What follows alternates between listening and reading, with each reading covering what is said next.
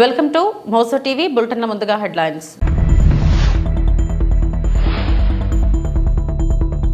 నిజం నా వైపు ఉంది, ఎన్నిసార్లైనా కోర్టుకు వస్తారన్న మంత్రి నారా లోకేష్.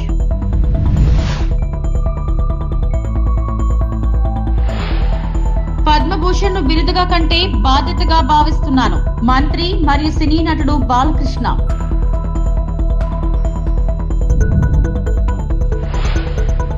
తిరుపతిలో ఘనంగా ప్రారంభమైన ఉమెన్ ఆర్ట్ షో, రెండో రోజు ముఖ్య అతిథిగా జిల్లా కలెక్టర్. యోగలం పాదయాత్ర ప్రారంభమై 2 ఏళ్లు పూర్తయిన సందర్భంగా విశాఖపట్నం టీడీపీ కార్యాలయంలో జరిగిన ప్రత్యేక కార్యక్రమంలో టీడీపీ రాష్ట్ర అధ్యక్షుడు పల్లా శ్రీనివాస్, శాసనసభ్యులు వెలగపూడి రామకృష్ణబాబు, గణబాబు, గండి బాబ్జీ, టీడీపీ రాష్ట్ర ప్రధాన కార్యదర్శి చింతకాయల విజయ్, వీఎంఆర్డీఏ చైర్మన్ ప్రణవ్ గోపాల్, రాష్ట్ర కార్యదర్శి పట్టాబి, పీరా శ్రీనివాస్, కోరాడ రాజబాబు పాల్గొన్నారు. ఈ సందర్భంగా 60 కేజీల భారీ కేక్ ను కట్ చేశారు.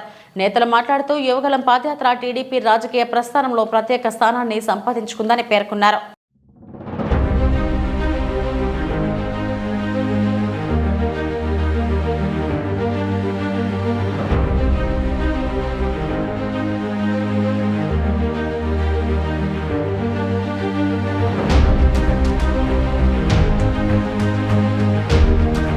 సాక్షి తప్పుడు కథనంపై గత 5 ఏళ్లుగా న్యాయ పోరాటం చేస్తున్నా. ఇది 4వ వాయిదా. నిజం నా వైపు ఉంది, ఎన్నిసార్లైనా కోర్టుకు వస్తాను, ఆలస్యమైన నిజం తెలుస్తుంది. ఈ రోజు కూడా మంత్రి హోదాలో వచ్చిన పార్టీ ఆఫీసులో బస్సులో పడుకుంటున్నా. ప్రభుత్వం నుంచి ఒక్క వాటర్ బాటిల్ కూడా తీసుకోలేదు. వచ్చిన వాహనం, అందులో కొట్టిన డీజిల్ కూడా నా డబ్బుతోనే. ఎక్కడా ప్రభుత్వంపై ఆధారపడకూడదని నా తల్లి నాకు చిన్నప్పటి నుంచి నేర్పించిందని మంత్రి నారా లోకేష్ పేర్కొన్నారు. 2019లో బ్లూ మీడియా పత్రిక సాక్షి నా పైన ఒక ఆర్టికల్ వేస్తాం జరిగింది. దాంట్లో ప్రధానంగా నేను మంత్రిగా ఉన్నప్పుడు విశాఖపట్నానికి అనేక సార్లు వచ్చాను. లాంజ్ లో నా పైన దాదాపు 25 లక్షల రూపాయలు ఆనాటి తెలుగుదేశం పార్టీ ప్రభుత్వం ఖర్చు పెట్టిందనే వార్త వేస్తాం జరిగింది. అప్పుడే నేను లీగల్ నోటీస్ కూడా జారీ చేశాను. మీరు క్షమాపణ చెప్పాలి, నేను ఎక్కడ ఆధారాలు లేవు, రాజ్యాంగం చాలా స్పష్టంగా ఆధారాలతో ప్రింట్ చేయాలి అని చెప్తుంది. అంతేగాని ఆధారాలు లేకుండా ప్రింట్ చేస్తే అది డిఫమేటరీ నేచర్ అని చాలా స్పష్టంగా చెప్తుంది. మీరు ఎట్టి పరిస్థితుల్లో రిజైండర్ ప్రింట్ చేయండి అని ఆనాటి సాక్షి కానివ్వండి, అదే విధంగా దేశవ్యాప్తంగా ప్రింట్ అయ్యే ప్రతి వారం ప్రింట్ అయ్యే మ్యాగజైన్ ద వీక్ కూడా మనం నోటీసులు జారీ చేస్తాం జరిగింది. ద వీక్ అవుతే ఇమీడియట్ గా మా దగ్గరకు ఉన్న సమాచారం కరెక్ట్ కాదు, మీరు చెప్పిందే కరెక్ట్, మేము రిజైండర్ ప్రింట్ చేస్తామని వాళ్ళు చాలా స్పష్టంగా ప్రింట్ చేస్తాం జరిగింది. కానీ బ్లూ మీడియా గురించి మీకు బాగా తెలుసు. తప్పుడు వార్త పదే రాసి అది నిజం చేయాలని ప్రయత్నిస్తుంది. అదే రీతిలో వాళ్ళు ముందరికెళ్తున్నారు. అందుకే నేను గత 5 సంవత్సరాలుగా న్యాయ పోరాటం నేను చేస్తున్నా. ఇది 4వ వాయిదా. ఎన్నిసార్లే నేను వస్తాను, ఎందుకంటే నిజం నా వైపు ఉంది. గతంలో కూడా మీకు చెప్పాను. ఈ రోజు కూడా మంత్రి హోదాలో నేను వచ్చినప్పుడు పార్టీ ఆఫీసులో బస్సులో పడుకుని సొంత భోజనం నేను తింటున్నా తప్ప ప్రభుత్వం దగ్గర నుంచి కనీసం ఒక్క వాటర్ బాటిల్ కూడా నేను తీసుకోవట్లేదు. నేను ఇక్కడికి వచ్చిన వాహనం కూడా నా సొంత వాహనం, దాంట్లో డీజిల్ కూడా పోసుకుని నా సొంత నిధులతో. ఎక్కడ ప్రభుత్వం పైన ఆధారపడకూడదని మా తల్లి భువనేశ్వరి గారు నాకు చిన్నప్పుడు నేర్పించారు. అదే రీతిలో ముందరకెళ్తున్నా. ఎట్టి పరిస్థితుల్లో ఈ కేసు నేను లాజికల్ ఎండ్కి తీసుకెళ్తాను. ఎన్నిసార్లు వాయిదాలు వేసినా నాకు ఇబ్బంది లేదు, ఎన్నిసార్లు రమ్మన్నా నాకు ఎలాంటి మొహమాటం లేదు. ఎందుకంటే నేను తప్పు చేయలేదు. నిజం గెలిచడానికి కొంచెం ఆలస్యమైనా నిజం గెలుస్తుందని బలంగా నమ్మే వ్యక్తి. గతంలో కూడా నేను చూశాను. పద్మభూషణ్ పురస్కారాన్ని బిరుదుగా కంటే బాధ్యతగా భావిస్తున్నానని నందమూరి బాలకృష్ణ అన్నారు. సినీ నటుడు, ఎమ్మెల్యే, క్యాన్సర్ ఆసుపత్రి చైర్మన్ గా తన సేవలను గుర్తించి అవార్డు ప్రకటించిన భారత ప్రభుత్వానికి ఆయన కృతజ్ఞతలు తెలిపారు. పద్మభూషణ్ కు బాలకృష్ణ ఎంపిక కావడంతో హైదరాబాద్ జూబ్లీ హిల్స్ లోని ఆయన నివాసానికి కేంద్ర మంత్రి కిషన్ రెడ్డి వెళ్లారు. మర్యాదపూర్వకంగా కలిసి సన్మానించారు.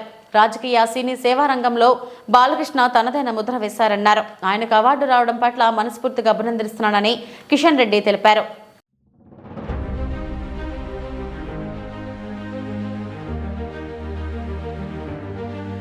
నేనేమైతే కిషన్ రెడ్డి గారు చెప్పినట్టు ఏదైతే నేను చేస్తున్నానో సినిమాల ద్వారా వినోదం కానీ లేకపోతే మంచి సందేశాత్మక చిత్రాలు, అలాగే ఒక క్యాన్సర్ హాస్పిటల్ చైర్మన్గా అయితేనేమి గత 15 సంవత్సరాలకి, ఈ సంవత్సరంతో 15 సంవత్సరాలు పూర్తవుతుంది మార్చి నెలలో. దాని తర్వాత ఒక హిందూపూర్ శాసనసభ్యుడిగా 3వసారి గెలవడం, నా సేవల్ని గుర్తించి మరి ప్రభుత్వం, కేంద్ర ప్రభుత్వం నాకు ఈ పద్మభూషణ్ని ఇవ్వడం అన్నది వారికి నా ధన్యవాదాలు తెలియజేసుకుంటున్నాను. ముఖ్యంగా ఎంతోమంది ఉన్నారు, అంటే నా వెనక బలం ఎంతోమంది. ఇప్పుడు నా కాన్స్టిట్యున్సీ విషయానికి వస్తే నా అక్కడ హిందూపూర్ ప్రజానికానికి నా ధన్యవాదాలు తెలియజేసుకుంటాను. అలాగే పుణ్య దంపతులు ఎన్టీ రామారావు గారు బసవరామ తారకం బిడ్డగా వాళ్ళ కడుపున జన్మించినందుకు ఆయన ప్రతిరూపాన్ని నాలో చూసుకునే అవకాశం కలిగించినందుకు మరి దైవాంశ సంభూతుడు, అలాగే విశ్వ నట రూపం ఎలా ఉంటుందో చూపించిన కారణ జన్ముడు, నా కేవలం తండ్రే కాదు నా గురువు దైవం అంతా ఎన్టీ రామారావు గారు. మరి ఆయన ఒక బిడ్డగా పుట్టడం, అలాగే క్యాన్సర్ హాస్పిటల్ ఏదైతే ట్రస్ట్ నడుపుతున్నామో అక్కడ మా డాక్టర్లే, మా బోర్డు మెంబర్స్ అయితేనేమి, అడ్మినిస్ట్రేషన్ సైడ్ అయితేనేమి, లేకపోతే మా డాక్టర్లు, నాన్ మెడికల్, పారామెడికల్, అలాగే నర్సింగ్ స్టాఫ్ అంతా కూడా వాళ్ళందరి, అలాగే చలనచిత్ర పరిశ్రమ విషయానికి వస్తే నా నిర్మాతలు, అలాగే నా దర్శకులు, నా తోటి కళాకారులు, సాంకేతిక నిపుణులు అందరూ ఇంకా స్ఫూర్తి, అంటే మళ్ళీ వెన్ను తట్టి ఇంకా మంచి ఒక ఆక్సిజన్ మళ్ళీ నింపినట్టు, మళ్ళీ ఇంకా మంచి ఇట్లాంటి కార్యక్రమాలు కొనసాగించమని ఇంకా బాగా మా స్ఫూర్తినిచ్చి మళ్ళీ నన్ను ఉత్సాహపరిచినట్టుగా నేను భావిస్తూ, నా చిన్న విన్నపం కృష్ణ రెడ్డి గారు, నాన్నగారికి భారతరత్న అది అంటే ఏదైనా ఇంకా దాని గురించి అందరి కోరిక, కేవలం ఆయన అభిమానులే కాదు మొత్తం ఆంధ్ర తెలంగాణ రాష్ట్ర ప్రజలు ఎక్కడ తిరుగురున్నా అక్కడ వారందరి కోరిక అది కూడా త్వరలో నెరవేరాలని ఆ భగవంతుడిని కోరుకుంటున్నాను నేను. నాకు ఎంతో స్ఫూర్తిదాయకమైన ఎంతోమంది ఉన్నారు మహానుభావులు కోవకే చెందిన మా నాన్నగారు రామారావు కూడా. సో వారందరినీ తిరుపతిలో ఘనంగా ప్రారంభమైన ఉమెన్ ఆర్ట్ షో రెండవ రోజు ముఖ్య అతిథిగా జిల్లా కలెక్టర్. తిరుపతికి చెందిన 8 మంది మహిళా చిత్రకారుల బృందం శ్రీ పద్మావతి చిత్రాలయం పేరిట 2 రోజుల పాటు చేపట్టిన women art show hotel Uday international లో ఘనంగా ప్రారంభమైంది. రెండో రోజు ముగింపు వేడుకల్లో జిల్లా కలెక్టర్ వెంకటేశ్వర్ పాల్గొన్నారు. మనకి స్కోప్ పొటెన్షియల్ ఉంది. అంటే చాలామంది ఆర్టిస్ట్ ఉంటున్నారు, but both government side and private side నుంచి ప్లాట్ఫామ్స్ ఎక్కువగా వాళ్ళకి ఆర్ట్ వర్క్ ఎగ్జిబిషన్స్ కానీ షోకేస్ చేసుకోవడానికి లిమిటెడ్గా ఉంటున్నాయి. సో మనకి కూడా గవర్నమెంట్ నుంచి యంగ్ ఆర్టిస్ట్ని, బడ్డింగ్ ఆర్టిస్ట్ని వీళ్ళందరినీ ఎంకరేజ్ చేయడానికి సో మెనీ లోన్స్ కూడా, లైక్ ముద్రా లోన్స్ కానీ, పిఎంఈజీపీ లోన్స్ కానీ, ఇట్లా చాలా వరకు ఇస్తున్నప్పటికీ but not many people are taking for fine arts. మిగతా వాటికి చాలామంది తీసుకుంటున్నారు కానీ ఫైన్ ఆర్ట్స్కి మాత్రం చాలా లిమిటెడ్గానే ఉంటుంది. ఎందుకంటే లార్జ్లీ ఇది కూడా ప్రైవేట్ కెపాసిటీలో, ఇండివిజువల్ కెపాసిటీలోనే ఎక్కువ మంది చేస్తున్నారు. బట్ హౌవర్ ఐ హోప్ అంటే through these exhibitions it will reach out to ఇంకా లార్జర్ ఆడియన్స్. ఎందుకంటే చాలా మందిలో ఒక ఫైన్ ఆర్ట్స్ అంటే ఫైన్ ఆర్ట్ వర్క్స్ని కూడా అప్రిషియేట్ చేసే యాంగిల్ చాలా మందిలో ఉంటుంది, కానీ వాళ్ళకు కూడా ఎక్కడ వెళ్ళి చూడాలి ఇదంతా కూడా తెలియటలేదు. ఊరికే ఫోన్లో ఏదో చూస్తున్నారు ఆల్ దీస్ థింగ్స్, బట్ న్యాచురల్గా చూసినప్పుడే it be so good. In fact మనకి మోడర్న్ మ్యూజియంస్ కానీ, మోడర్న్ ఆర్ట్ గ్యాలరీస్ కానీ యాక్చువల్లీ లిమిటెడ్ ఉన్నాయి. వెస్టర్న్ కంట్రీస్లో they are very well maintain. In fact మన కంట్రీలో కూడా ఎస్పెషల్లీ ఢిల్లీ, బాంబేలో there are so many art galleries. we'll also strive from my side, from government side, to ensure now Amaravati is a very young city. ఇక్కడ ఖచ్చితంగా there should be scope for అంటే we'll also suggest to concerned departments to bring all such artworks, art galleries అన్ని కూడా మన సిటీలో చేసుకుంటే, ఎందుకంటే ఆంధ్రాలోనే so many art forms but very limited representation. So we'll ensure, we'll definitely support from government side. Once again I thank Shivaprasad garu and then their entire team in bringing everyone together to such a beautiful place. Really, though I was very tired in the afternoon, but now really fully energized after seeing all this. Thank you so much. Thank you everyone.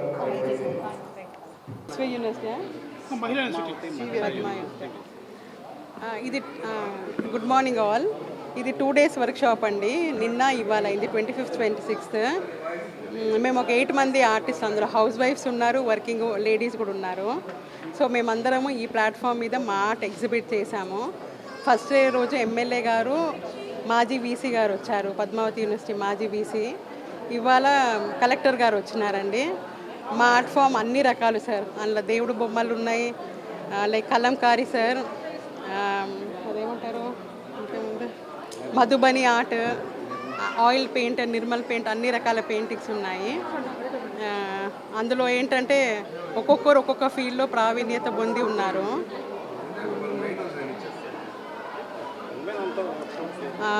ఇది ఏంటంటే మాకు తిరుపతిలో ఇటువంటి ఎప్పుడు organize చేయలేదు sir. This the first time. ఎక్కువ మట్టుకు హైదరాబాద్ సిటీస్లో అట్లా అవుతాయి, బట్ తిరుపతిలో ఇట్లాంటి ఆర్ట్ షో ఫస్ట్ టైం చేసినామండి. సో మాకు కూడా ఇది కొత్తే. ఇట్లాంటి ఆర్ట్ చాలా ఇంకా చెయ్యాలని మాకు చాలా కోరికగా ఉంది. మామూలుగా చూసి యంగ్స్టర్స్ కూడా ఇన్స్పైర్ అయ్యి. శ్రీకాకుళం జిల్లా ఆరోగ్య ప్రదాత ప్రత్యక్ష నారాయణ అరసవల్లి శ్రీ సూర్యనారాయణ స్వామి రథసప్తమి వేడుకలను అంగరంగ వైభవంగా నిర్వహించాలని ఎమ్మెల్యే గొండు శంకర్ పిలుపునిచ్చారు. నగరంలోని అరసవల్లిలో ఉన్న శ్రీ సూర్యనారాయణ స్వామి ఆలయంలో సూర్య నమస్కారాలను జిల్లా అధికారులు సోమవారం నిర్వహించారు. ఈ సందర్భంగా ఎమ్మెల్యే యోగాసనాలు, సూర్య నమస్కారాలు చేసి స్ఫూర్తిగా నిలిచారు. సూర్య నమస్కారాలు సూర్య దేవాలయంలో గౌరవ కలెక్టర్ గారు, జేసీ గారు, జిల్లా లెవెల్ ఆఫీసర్స్ అందరూ, యోగా అన్ని సెంటర్స్ నుండి కూడా ఇన్స్ట్రక్టర్స్ అందరూ వచ్చి పాల్గొనడం జరిగింది. ఈరోజు జిల్లా వ్యాప్తంగా అన్ని స్కూల్స్లోన అంతా ఈరోజు చేయడం జరిగింది. ఈ రోజు నుండి 2వ తారీఖు వరకు ప్రాక్టీస్ లాగా ఉంటుంది. 2వ తారీఖున 80 ఫీట్ రోడ్లో ఇది కట్ అండ్ రైజర్ ప్రోగ్రామ్గా సామూహిక సూర్య నమస్కారాలు 5,000 మందితో చేయడానికి ప్లాన్ చేస్తున్నాం. దాని తర్వాత 10 గంటలకి గ్రామీణ క్రీడలో పోటీలు ఉంటాయి. అలాగే స్టేట్ లెవెల్ వాలీబాల్ పోటీలు చేస్తాం. అలాగే మధ్యాహ్నం 2 గంటలకి శోభాయాత్ర చేస్తాం 2వ తారీఖున.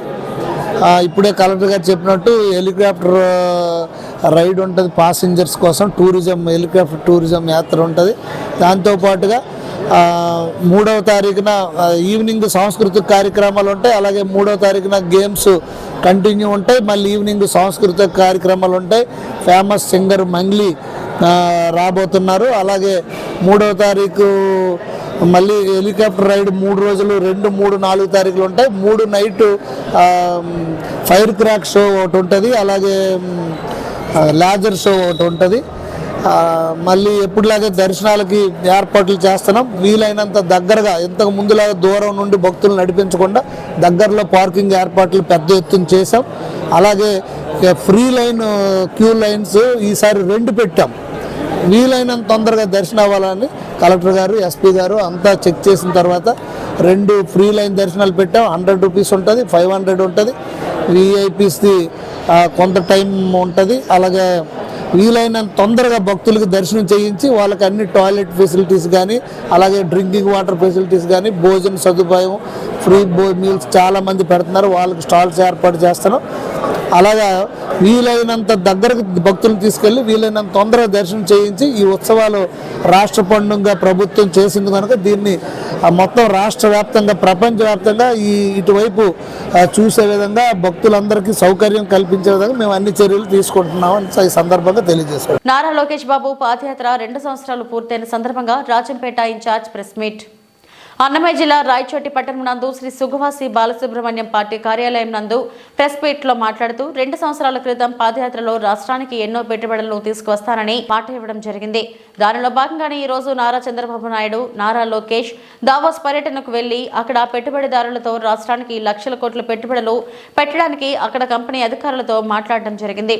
ఉమ్మడి ఆంధ్ర రాష్ట్రం ఉన్నప్పుడు హైదరాబాద్ హైటెక్ సిటీ టెక్నాలజీ తీసుకురావడానికి నారా చంద్రబాబు నాయుడు బిల్ గేట్స్ లాంటి ఫౌండేషన్ కంపెనీలు తీసుకొచ్చి ఐటీ టెక్నాలజీని ప్రపంచానికి పరిచయం చేసినటువంటి వ్యక్తి మన చంద్రబాబు నాయుడు అని తెలియజేశారు. అలాగే ఆంధ్రప్రదేశ్ రాష్ట్రానికి ఏఐ లాంటి కంపెనీలు తీసుకొచ్చి రాష్ట్రాన్ని గ్రీన్ ఎనర్జీగా తీర్చిదిద్దేందుకు రిలయన్స్, టాటా ఇలాంటి అనేక కంపెనీలతో మాట్లాడి రాష్ట్రాన్ని 2047కు గ్రీన్ హబ్ గా మార్చడానికి దావోస్ లో -7 సెంటీగ్రేడ్ ఉష్ణోగ్రతలో ఉన్న చలికోటు కూడా వేసుకోకుండా అక్కడ తిరిగి కంపెనీలతో మాట్లాడి రాష్ట్రాన్ని గ్రీన్ హబ్ గా మార్చాలని తెలియజేశారు.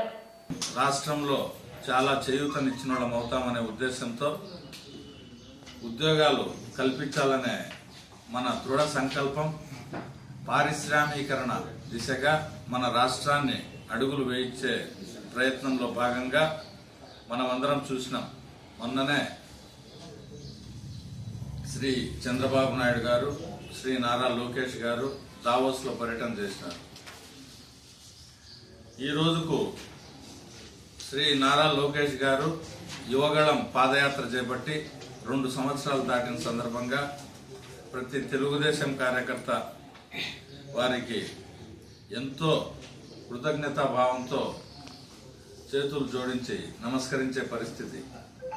యువగళం పాదయాత్ర తెలుగుదేశం కూటమి ప్రభుత్వం అధికారంలోకి రావడానికి ఎంత ప్రయోజనకారిగా మారిందో, ఎంత ఉపయోగపడిందో మనందరికీ తెలుసు.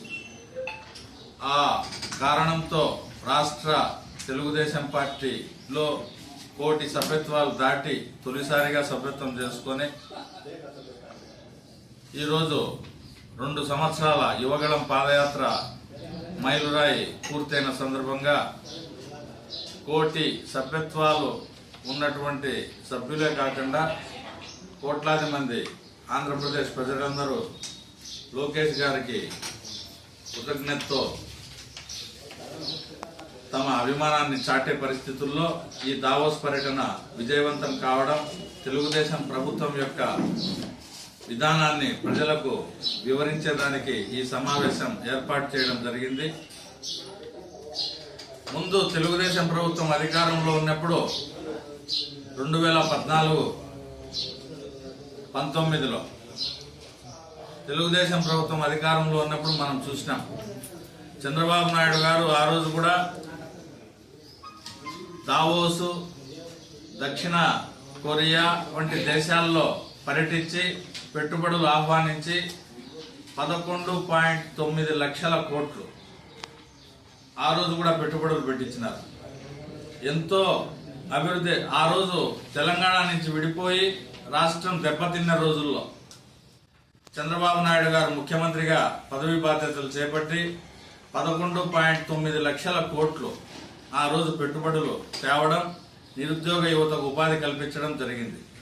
ప్రపంచంలో ఎక్కడ చూసినా ఈరోజు మన ప్రాంతానికి చెందిన తెలుగు సాఫ్ట్వేర్ నిపుణులు ప్రపంచవ్యాప్తంగా ఉన్నారు. కాంగ్రెస్ ప్రభుత్వం అధికారంలో ఉన్నప్పుడు అందరూ ఇంజనీరింగ్ చేయాలంటే బయట రాష్ట్రాలకు పోయేవాడు. తొలిసారిగా ఇంజనీరింగ్ కాలేజీలు మన రాష్ట్రంలో చాలా ఓపెన్ చేసి ఈరోజు తయారైన ఐటీ నిపుణులంతా ప్రపంచవ్యాప్తంగా తెలుగుదేశం ప్రభుత్వం చొరవ చూపిన కారణంగా ఎంతో అభివృద్ధిని సాధించి మన ప్రపంచ దిగ్గజాలలో మేటిగా పేరు పొందిన విషయం మనమందరం చూసినాం. అదేవిధంగా ఆ రోజు ఐటీని డెవలప్ చేయాలని చంద్రబాబు నాయుడు గారు తన విజన్తో బిల్ క్లింటన్ దళితుల హక్కుల సాధన కోసం నిరంతరం కృషి చేస్తాం. కబ్జాలకు గురైన దళితుల భూములను పరిష్కరిస్తాం. ఎంఆర్పీఎస్ రాష్ట్ర గౌరవ అధ్యక్షులు బోనమల ఖాదర్వలి. అన్నమయ్య జిల్లా రాయచోటి ఏపీ ఎంఆర్పీఎస్ రాష్ట్ర గౌరవ అధ్యక్షులుగా ఎన్నికై బోనమల ఖాదర్వలి తొలిసారిగా రాయచోటి పట్టణానికి విచ్చేయు శుభ సందర్భమున ఆయనకు రాష్ట్ర ఎంఆర్పీఎస్ ప్రధాన కార్యదర్శి పెద్దపల్లి శేఖర్, ఎంఆర్పీఎస్ కార్యకర్తలు ఘనంగా స్వాగతం పలికారు. ఈ సందర్భంగా బోనమల ఖాదర్వలి మాట్లాడుతూ మాదిగలను విద్య, ఉపాధి, ఆర్థిక, రాజకీయ రంగాలలో ముందు ఉంచడమే లక్ష్యంగా ఏపీ ఎంఆర్పీఎస్ కృషి చేస్తుందన్నారు. మాదిగలు అన్ని రంగాల్లో అభివృద్ధి చెందాలంటే విద్య ప్రధాన ఆయుధమన్నారు. మాదిగల హక్కులు వారి వాటా కోసం పోరాడడంతో భవిష్యత్ తరాల అన్ని రంగాల్లో ముందుండేలా చూడాల్సిన అవసరం ఎంతైనా ఉన్నదని తెలిపారు. ఈ కార్యక్రమంలో ఎంఆర్పీఎస్ రాష్ట్ర ప్రధాన కార్యదర్శి పెద్దపల్లి శేఖర్, రాష్ట్ర అధికార ప్రతినిధి దొడ్డి సురేష్ తదితరులు పాల్గొన్నారు.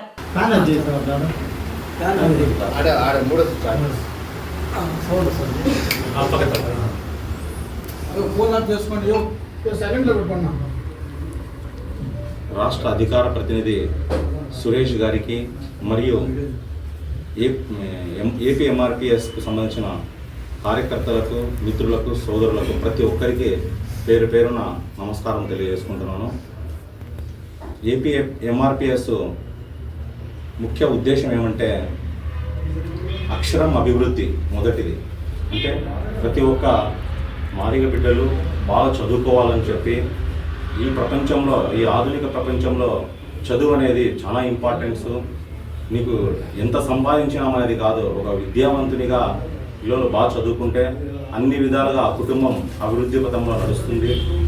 అందరూ పిల్లలు ప్రతి ఒక్కరూ బాగా చదువుకోవాలని చెప్పి ఒక మొదటి నినాదం. రెండవది మీరు ఆలోచించినట్టయితే ఆత్మగౌరవం. ఒక మనిషిని మనము కొట్టినా కానీ, ఆర్థికంగా దెబ్బతీసినా కానీ పెద్దగా బాధ ఉండదు. ఆత్మగౌరవం అనేది దెబ్బతీస్తే ఎటువంటి వ్యక్తి కూడా ఓర్చుకోలేడు. నేను ఈ ఆత్మగౌరవాన్ని మన మాదిగ ప్రజలు, మైనారిటీస్ కానీ, వెనుకబడిన కులాలు కానీ ఆత్మగౌరవం అనేది వాళ్ళని కొద్దిగా వాళ్ళకి ఇబ్బంది పెడతా ఉంటారు. అటువంటి విషయంలో ఏమి జరిగినా కూడా వాళ్ళకు ఎటువంటి కష్టం వచ్చినా, ఏ సమస్య వచ్చినా కూడా మేము అందరం ఐకమత్యంగా ముందుంటాము. ఇంకా మూడో విషయానికి వస్తే ఆర్థికంగా చాలా వెనుకబాటుతనం ఉంటుంది మాది ప్రజల్లో. ఆ వెనుకబాటుతనాన్ని చాలా వరకు తగ్గించాలని ప్రయత్నం చేస్తాము. వాళ్ళకు ఆర్థికంగా కానీ, ఆర్థిక వనరులు సమకూర్చి దాతల సహకారంతో కానీ, లేదా వ్యాపారవేత్తల సహకారంతో కానీ, ఆర్థికవేత్తల సహకారంతో కానీ ఆ కుటుంబాలని అన్ని విధాల ఆదుకోవడానికి ప్రయత్నం చేస్తాము. మేమందరం ముస్లిమ్స్ కానీ, బీసీ, ఎస్సీ, ఎస్టీ అందరం ఐకమత్యంగా కులం, మతం అనేది లేకుండా అందరం ఒకరినొకరు సహకరించుకొని మనం అంతా భారతీయులము, మనం అందరం ఒకరికొకరి తోడ్పాటు సహాయం చేసుకొని అందరము మంచి ఉద్దేశంతో కలిసి ఐకమత్యంగా ఉండాలని చెప్పి ఈ ఏపీ ఎంఆర్పిఎస్ నినాదం. ఇవి ఇప్పటివరకు నా బులెటిన్ అప్డేట్స్. నమస్తే.